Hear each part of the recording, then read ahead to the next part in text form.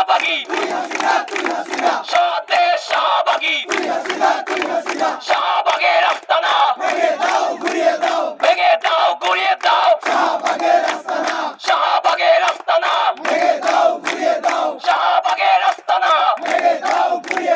শাহবাগীরা হামলা করে লাতে লাকি যারা হাসিনাকে কুকর্মের বৈধতা দিয়েছিল এই ফেসিবাদ, যারা আজকে সরব হয়েছে, আমাদেরকে সজাগ থাকতে হবে। তারা মনে করেছে 24-এর বিপ্লব বোধহয় এখানেই শেষ, কিন্তু না, আমরা জেগে আছি। ইন্টারিম গভর্নমেন্টকে আমরা বলতে চাই, আমরা এখনো রাজপথে আছি, আপনারা ব্যবস্থা গ্রহণ করুন।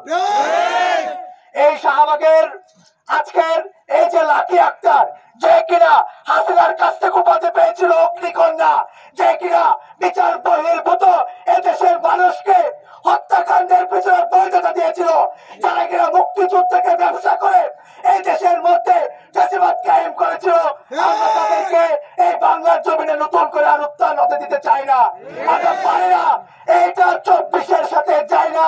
সুতরাং আমরা আজকে তাৎক্ষণিকভাবে প্রতিক্রিয়া দেখিয়েছি।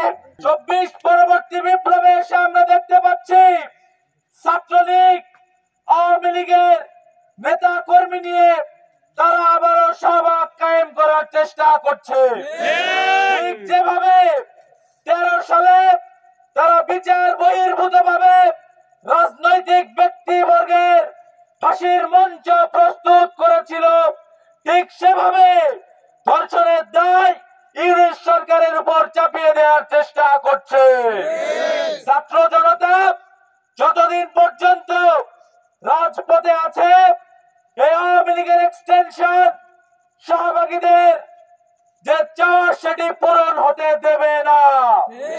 আজকের এই প্রতিবাদ কর্মসূচি থেকে আমরা আবারও জানাতে চাই, এতদিন আমরা সংবাদপত্রে দেখতাম পুলিশের উপর শিবিরের নির্মম হামলা। আজকে রোজা থেকে যে শাহবাগীরা আমার পুলিশ ভাইদের বুকে লাথি দিয়েছে, তাদেরকে নিয়ে এরকম হেডলাইন আমরা দেখতে চাইনি। সুতরাং পরতে পরতে রন্ধ্রে রন্ধ্রে যে সকল শাহবাগীদের প্রেতাত্মা, আওয়ামী লীগের প্রেতাত্মা ঘাপটি মেরে লুকিয়ে আছে, ইন্টারিম সরকারকে বলতে চাই তাদেরকে খুঁজে বের করুন।